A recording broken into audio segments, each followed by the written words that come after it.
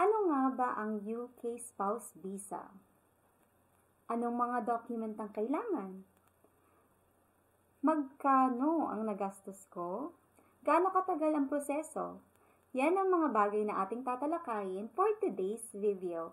Hello everyone! Good morning, good afternoon, good evening sa ating lahat. My name is Zai and you're watching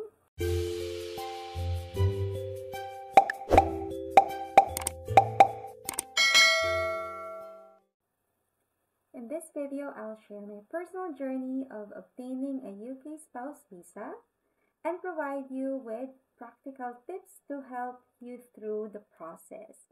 So, ano nga ba ang spouse visa? So, ang spouse visa kasi, ginagamit yan para makapag-apply ka ng permanent residencies sa UK. So, usually, ang mga gumagawa nito is yung may mga asawang British, at saka yung may mga asawa na already a resident or residing in the UK. Siguro nagtataka kayo kung paano ko nga ginawa yung spouse visa. Actually guys, nag-DIY lang ako. So, I've made a lot of research. Member din ako sa isang group wherein nagdi-discuss sila about UK visas. So, meron doon mga tourist visas, spouse visas, fiancé visas, yung mga extension visas, and the like. So, ilalagay ko sa description below yung link ng group para in case that you have questions na hindi ko masasagot personally kasi lahat ng i-discuss ko sa inyo dito is base lamang sa mga experience ko. So, your experience might not be the same as mine. And in that group, baka meron kasing katulad ng experience nyo na matutulungan din kayo. I'll break down the step-by-step process I followed from gathering necessary documents and filling out the application form and share common pitfalls to avoid. So, bakit ako nag-apply ng spouse visa? Noong December 2023, nabalitaan kasi namin na magkakaroon ng salary requirement hike ang spouse visa. So, from 18,900 pounds per annum, gagawin daw kasi siya na 39,000. Grabe, diba? Napakalaki ng difference. And by that time kasi, hindi ma-reach ng asawa ko yung salary requirement. So, December pa lang, nakapag-decide kami na we need to get married as soon as possible before mag-start yung salary requirement change. Balita namin during that time, it will happen like April. So, everything is rushed. So, una namin pinlano is magpakasal at kung kailan siya pupunta dito. He can only have 2 weeks of vacation. So, lahat squeeze namin sa 2 weeks na yon. So, lahat talaga ng document will be done and prepared by yours truly. So, ako lahat ang gagawa. So, ang una kong ginawa, nakalista talaga lahat sa akin yung mga ginawa ko. So, yung una kong ginawa is noong December 14, 2023, nag-take na ako ng IELTS or Life Skill, which is the B1.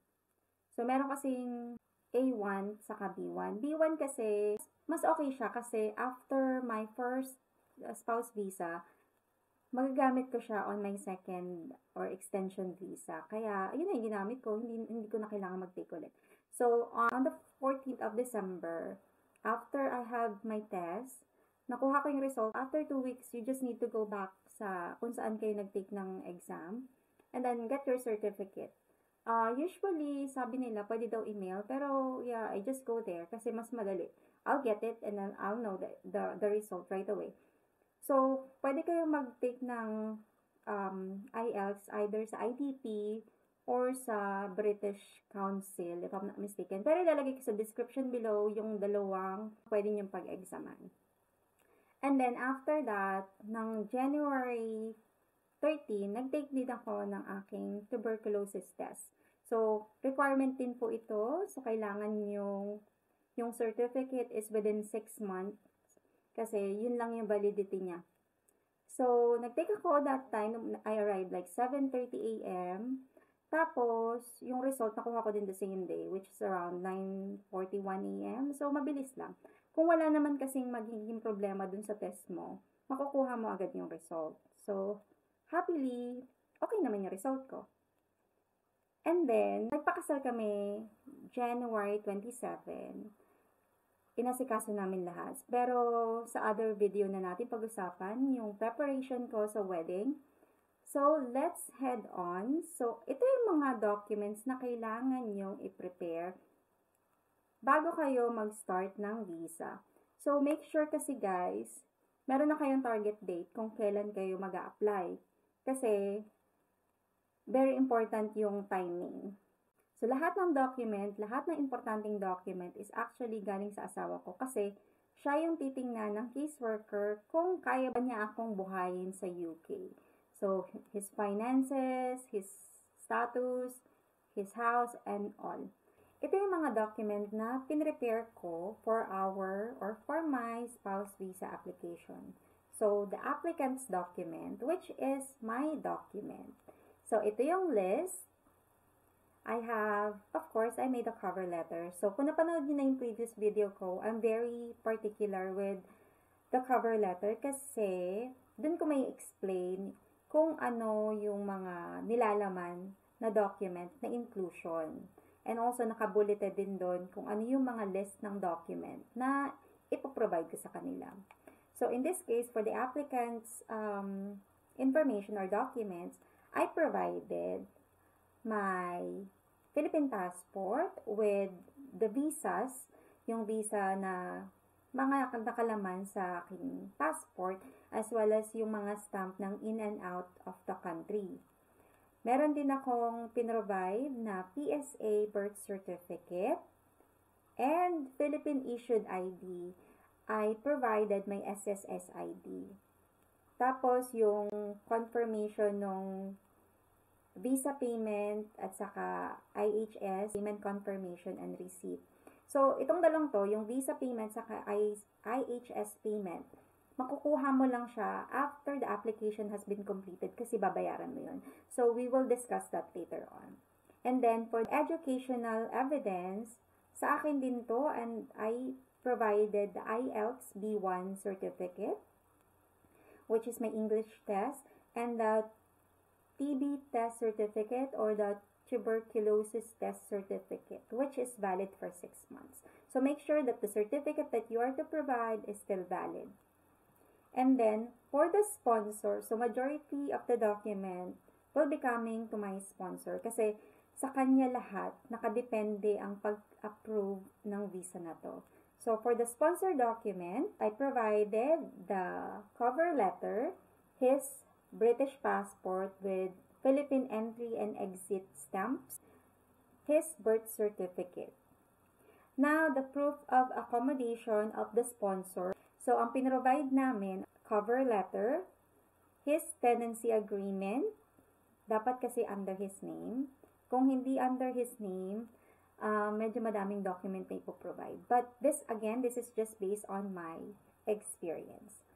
So, the council tax, which is for 2023 and 24, utility bills, which is the water and electric bills, apartment picture, so naghingi din ako sa kanya ng picture ng apartment, like the living room, the 3 bedrooms, and a front yard picture. And for employment evidence of the sponsor, we provided again a cover letter, the last 6 months of his payslip, that is actually from September 23 to February 24, the employment contract,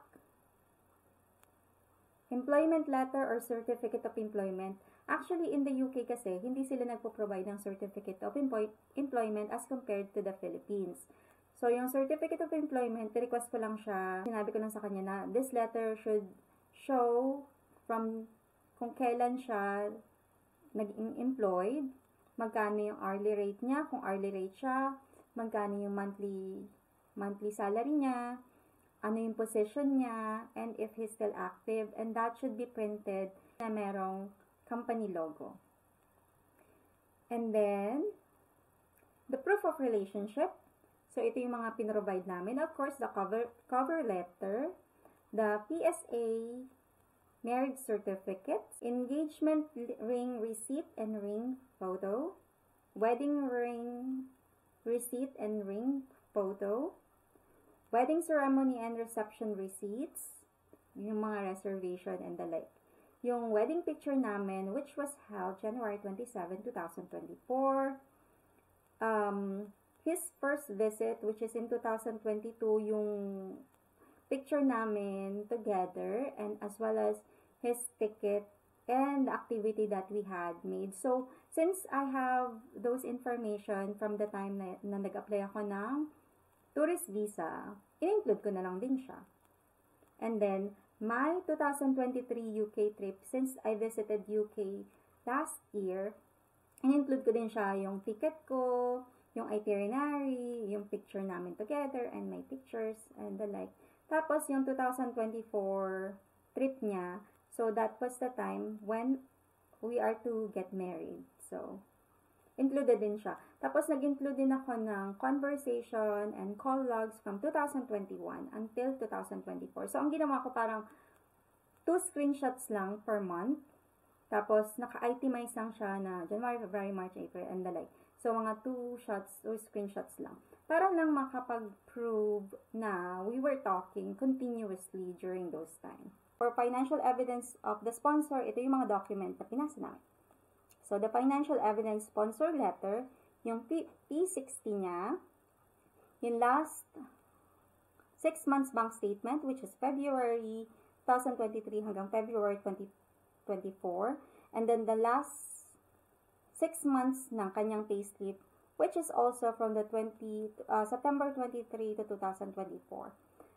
And pretty much those are the documents that we need, that we have submitted. So, to give you more information about it, this is very crucial kasi one of the requirement for a spouse visa, especially sa financial document, is it should be valid within 28 days upon your application. So, meaning, if mag-apply ka ng February 28, dapat yung document mo is dated from February 1 up to February 28 only. If it's like prior to February 1, hindi na siya valid. So, might as well to do it earlier. Yung mga dated date should be closer to the date ng application date. So, here's what happens. Sana ma-explain ko to na maayos kasi medyo complicated siya at sana hindi ako magkamali. So, here's what happened.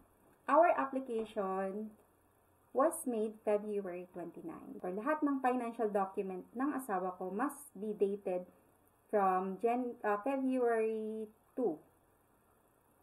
Pero para mas madali or para hindi komplikado, ang ginawa ko kasi, since weekly naman ang sweldohan ng asawa ko, hiningan ko siya ng pinaka-last payslip niya ng February 23.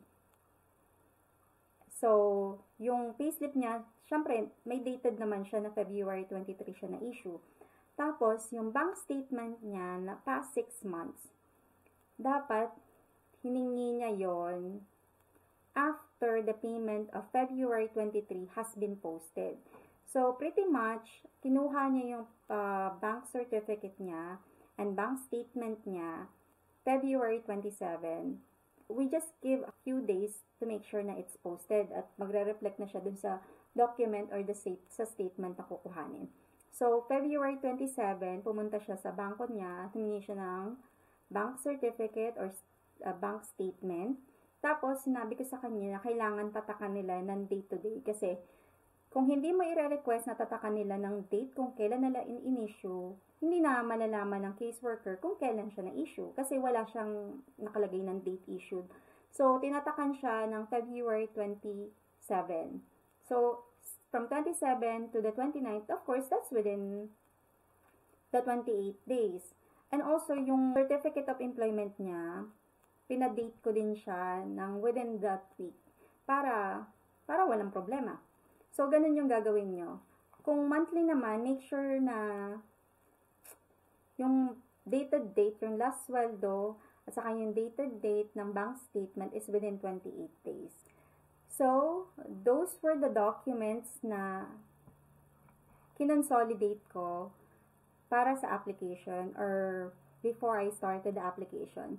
On the 29th of February, doon ako nag-submit ng application ko. So, for the application form naman, madali lang siya kasi more on your personal information. So, ilalagay mo lang, of course, your name, your address. So, it will give you the list of the information that they need. During the application din, may field doon kung saan hihingan ka kung saan mo gustong kuhanin yung BRP card mo or resident permit card mo. Actually, you just need to put in your zip code or postal code kung saan ka nakatira, which is, in my case, my husband's address. And then, bibigyan ka ng list yung mga malapit na post office where you can possibly get your BRP card. And then, from there, choose ka lang. And then, after you arrive in the UK, that's where you will be getting your BRP card if approved ka. So, after that, application process, then hihingan ka ng payment sa IHS at saka sa visa application mo. And then after you have submitted everything, you will be directed to the VFS website wherein you can schedule your biometrics and you can choose if you would like a standard processing or priority processing ng visa mo, as well as you can upload your documents. So, once you are in the VFS website, you can upload any documents until 24 hours before your biometric schedule. So, you can still edit and all anytime. Basta bago 24 hours bago ka mag-biometrics, dapat nakailagay mo na lahat. Kung hindi, kailangan mong magbayad sa office para i-scan yung nakalimutan mong document. So, better yet to keep the habit of doing a checklist at saka i-highlight mo na lang yung mga document na upload mo na. And if you would like, you can double check, triple check. You can check it 100 times to just make sure that you have all the document that you need. Paano nga ba natin malalaman kung pasok yung income ni husband or ni spouse sa financial requirement for the spouse visa? So, magbabase yan sa mga document na isasubmit mo. So, during the application, like I had mentioned, pasok kami dun sa 18,900. So, what we did is yung lahat ng payslip na pinasa namin, gumawa ko ng Excel for that. And I put on the weekly, how much the salary that my husband is getting before tax and after tax. Pero tinitingnan nila is before tax. So, naka-itemize lahat, nilagay ko sa kanila yung last 6 months, tapos i-average mo yon. Once you get the average, multiply it to the number of weeks in a year, which is 52 weeks, if I'm not mistaken. So, yung total nun, doon mo malalaman kung pasok ka sa financial requirement. Kami kasi nag-exceed, pero ginawan ko lang siya ng Excel para mas madali at makita agad. So, hindi na siya magko-compute. Ginawa ko na lahat para sa kanya. Para, diba, hindi na siya maghanap. So, after that, nung tapos na-consolidate ko na lahat, in-itemize ko siya like this. So, naka-itemize siya, naka-folder. So, ang ginawa ko, i-merge ko yung mga document per category, tapos kinompress ko siya kasi every time na mag-upload ka sa BFS website, ang maximum na weight is only 5 MB. So, pag madaming documents, especially with picture, mataas masyado mabigat. So, kinompress ko siya. So, nakakategorize siya. Para pag-upload ko, like for example, under financial category, isang document lang i-upload ko. Tapos, pwede mo siyang i-view. And then, you can go ahead and select which day you would like to have your biometrics taken.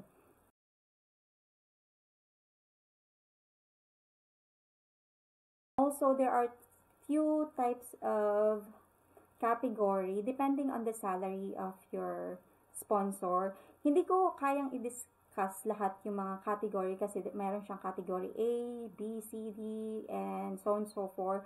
As far as I know, our category is category A, non-salaried, because my husband is employed and his employment is non-salaried. So, meaning hindi siya annualized. So, parang per hour siya. Meron kasing category A na salaried, which is annual naman kasi sila. So, mga ganon, hindi ko ma-discuss lahat kasi hindi talaga ako nag-take time to know them. Why? Because I focus more on my current situation. So, if in case that you have a different situation as I do, ilalagay ko sa link below yung group na sinalihan ko, which is nakatulong din sa akin kasi nakakapag-search ako for the type of categories, yung step by step and the like. So, eto na ang pinakahihintay natin kung magkano ba ang nagastos ko for my UK visa application. So, upon the application kasi, ang unang hihingin sa yung bayad is the IHS or the Immigration Health Services. So, that cost, this is in dollar. Yun kasi yung hininging payment nila. This amount is actually based nung nag-apply ako. So, now, hindi ko na alam kung magkano. Nagtaas ata sila. Pero again, disclaimer, itong lahat ng sinasabi ko at itong napapanood nyo ay base lamang sa aking sariling experience. So, hindi po ako nagtatrabaho sa agency at hindi rin po ako eksperto. The first payment ko na binayaran, again, this is for IHS, is the tumataghinting na $4,093.20. So, that's my first payment. Tapos, yung visa application ko cost me $2,434. At hindi lang to. Upon doing the application at nandun ka na sa VFS website, at magpa-process ka na ng biometric schedule mo. Tatanungin ka doon if you would like to process your visa like a standard process or would you like it to be a priority process. So, during that time kasi, medyo kinakabahan kami kasi parang gusto namin ma-secure yung visa before the price hike. Sa processing ng priority for priority visa, it costs us 36,922 pesos para ma-process to in 6 weeks Kasi usually pag standard kasi it may take months. If I'm not mistaken, up to 3 to 6 months. Hindi ko sure. Nakalimutan ko na.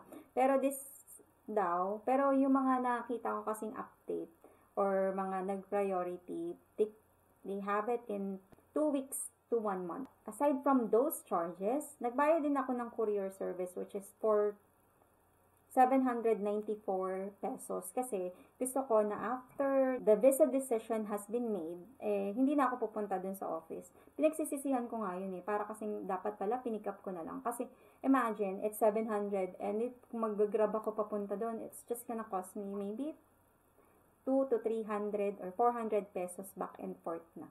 Makikita ko na agad yung result. Anyways, so yun yung mga ginastos namin. Diba ang mahal? Kaya, guys, bago kayo mag-start ng visa application, panoodin nyo muna yung video ko. Kasi bibigyan ko kayo ng lahat ng tips na kailangan nyo.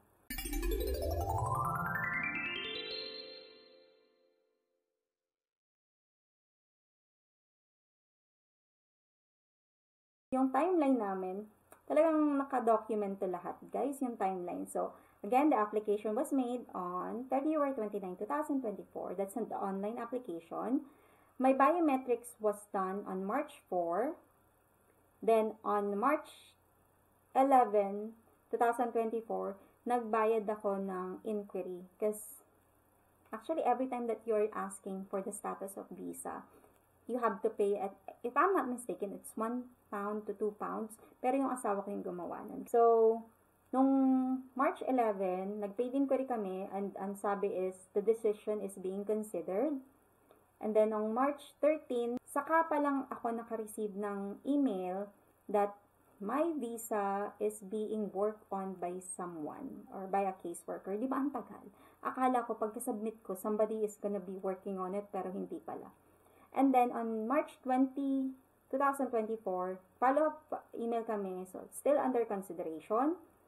March 22, follow-up email ulit kami. And it says the decision has been made. Yay! So, medyo mas kinabahan ako kasi hindi mo alam. What is that decision? Is it denied? Approved? Or what? We don't know.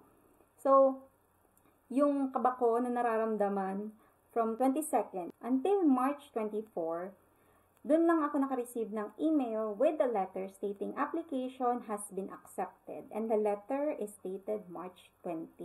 Ewan ko kung bakit ako pinakaba kasi nung March 22, nag-check lang kami ng status, sabi, under the decision has been made. Pero hindi pa binigay sa amin yung decision.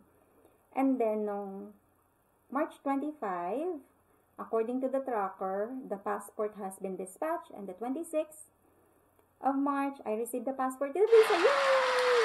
So, yung visa ko is actually has a validity date. It's only good for 3 months.